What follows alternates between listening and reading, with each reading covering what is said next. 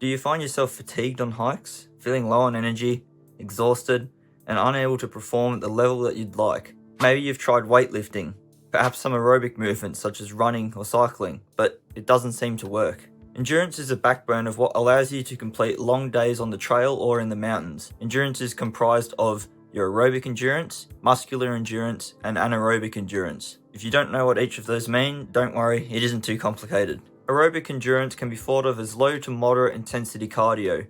Muscular endurance is your muscles' ability to perform a movement without fatigue, and anaerobic endurance is maximal effort cardio for a short period of time. To be able to increase your endurance, it isn't as simple as just doing a particular exercise. There are a number of other factors that you need to understand and take into account. Otherwise, you could just be wasting your time. As part of my series for training for hiking and mountaineering, I'll be uncovering all you need to know to be successful and efficient on the trail or in the mountains in high alpine conditions. Last episode we covered strength training and how you can optimize it for hiking and mountaineering, and in this episode we'll be covering endurance, the key to mountain fitness. There are a number of benefits to training endurance, but I can imagine you could already identify a good number of them. We want to be able to enjoy our time on the trail and not be limited in our exploration. Most of the time, the difficult trails and challenges are the ones that are most worthwhile, but they require a significant degree of fitness. Training your endurance is going to increase your efficiency in prolonged movement. This means you're going to experience less fatigue, be able to hike for longer periods of time, require less energy, and experience less bodily stress during exercise. To understand how to increase your aerobic and anaerobic endurance, you must first understand a few important systems within your body. But before we cover that, I think we should first clarify what endurance actually is. Endurance is your body's ability to maintain proper mechanics. It's fatigue management and fueling.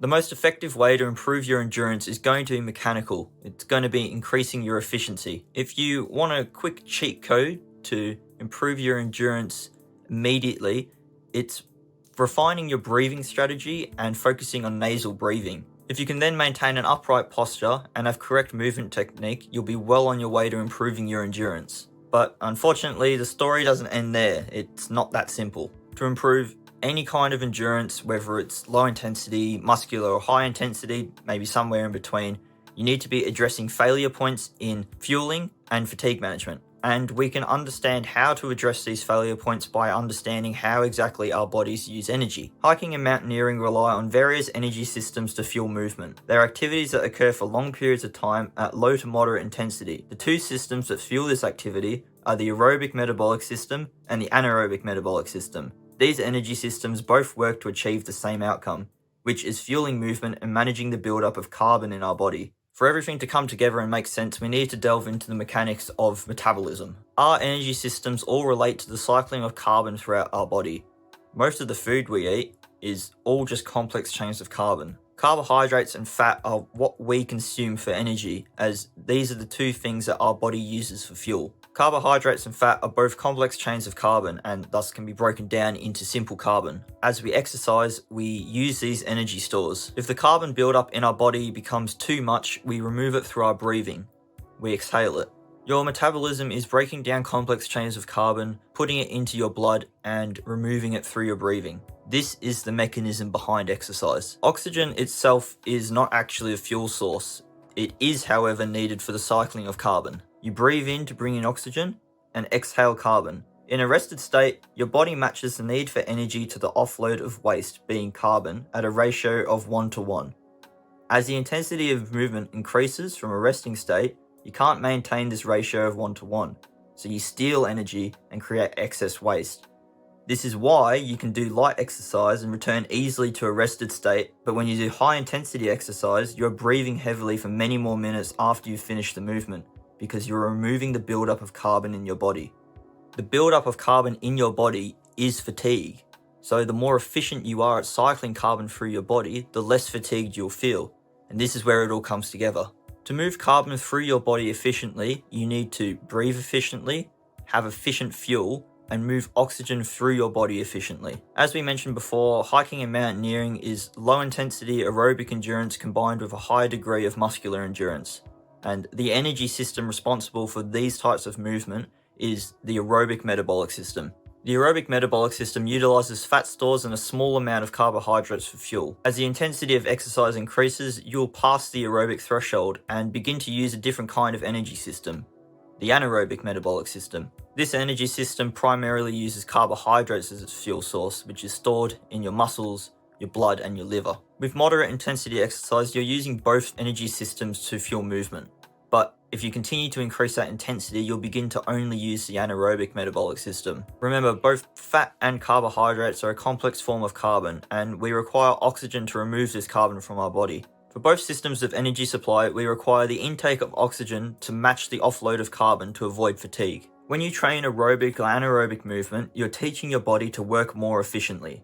To increase your endurance, you need to increase the efficiency of your body's ability to utilize fuel stores, intake oxygen, and expel carbon. To train your body to use your aerobic metabolic system more efficiently, you need to train at a specific heart rate relative to your maximum heart rate. Your heart rate is going to increase with the intensity of exercise to try to maintain that 1-to-1 ratio of oxygen to carbon. What we want to do is train at an intensity that is beneficial to hiking and mountaineering. A heart rate zone refers to a percentage of your maximum heart rate while you're exercising. Certain exercises will fall into a heart rate zone based off of your current heart rate compared to your maximum heart rate. This would mean that everyone has different heart rate zones, so a heart rate of 130 BPM might be only 60% for someone and perhaps 80% for someone else. The method of calculating your heart rate zones is obviously done through knowing your maximum heart rate. Heart rate monitors are the easiest way to do this. You can use chest monitors or wrist monitors if that's all you've got.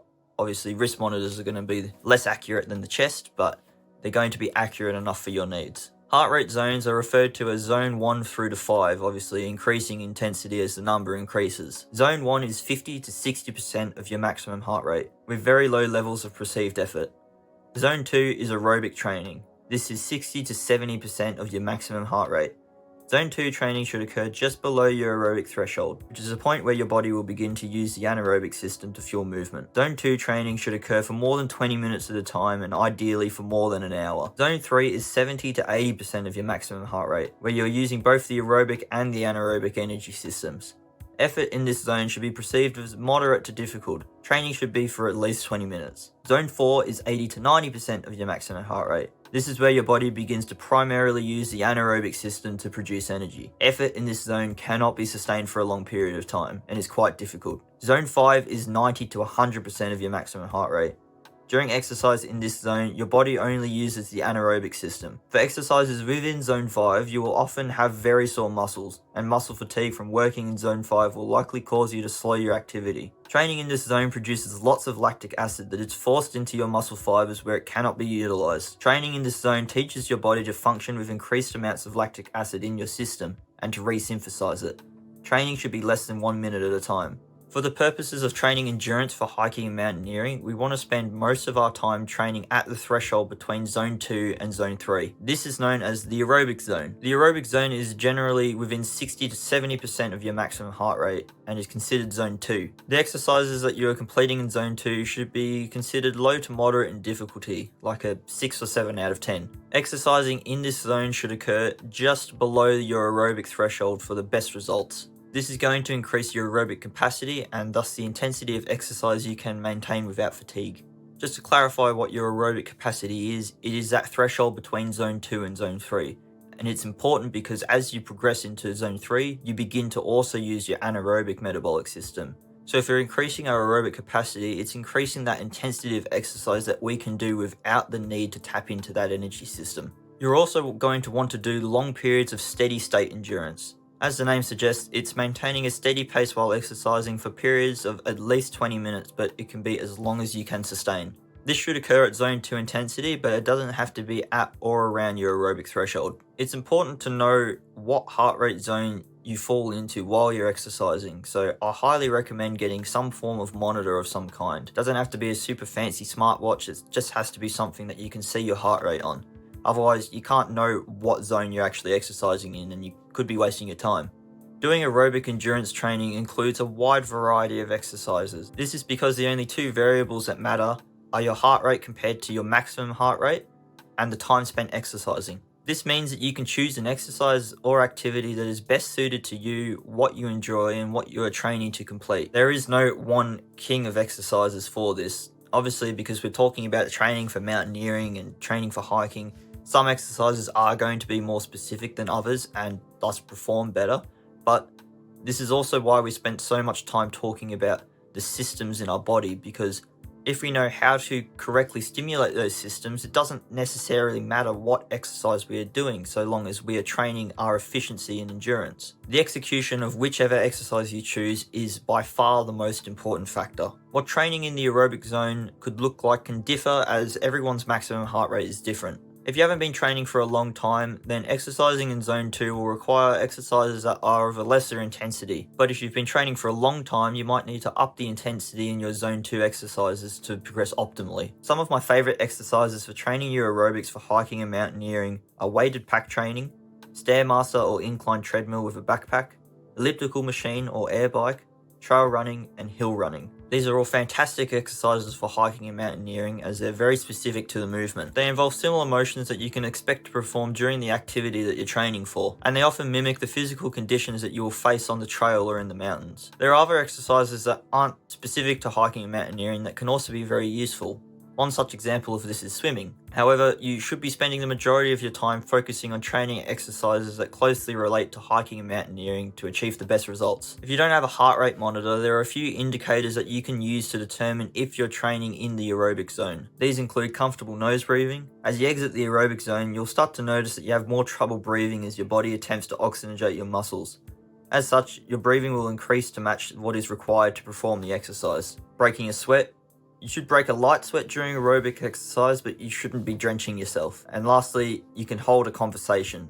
You don't have to pause to catch your breath in between words. You also don't want to ignore training at a high intensity. Even though high intensity endurance exercises are not specific to hiking and mountaineering, as it's unlikely that you're going to face those exact conditions, they're still highly beneficial for your overall fitness and efficiency of movement. This is because your body is always using your anaerobic system to some extent, although very small most of the time. Like our aerobic threshold, our anaerobic threshold is the point where we start to only use our anaerobic metabolic system.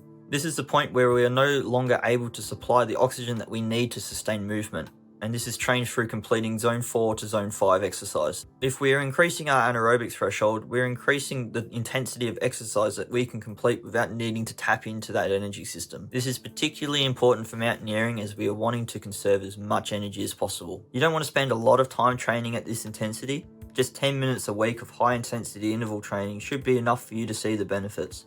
An example of training anaerobic capacity is Tabata, performing a movement at maximum intensity for 10 seconds and resting for 30 seconds, and then repeating this for multiple rounds. Everyone who wishes to train for an upcoming hike, trek, or mountaineering expedition needs to train their endurance.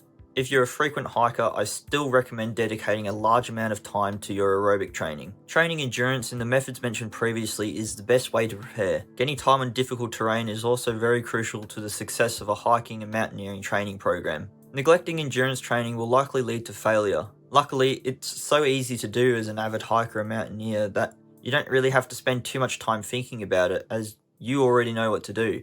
Get out onto the trail and spend time doing what you love, and supplement it with exercises on a daily basis that closely relate to your activity. Keep an eye out for the next episode in a few weeks, as we'll be jumping into muscular endurance training, which is another very important topic for training for hiking and mountaineering. But until then, go and hit those trails and train hard.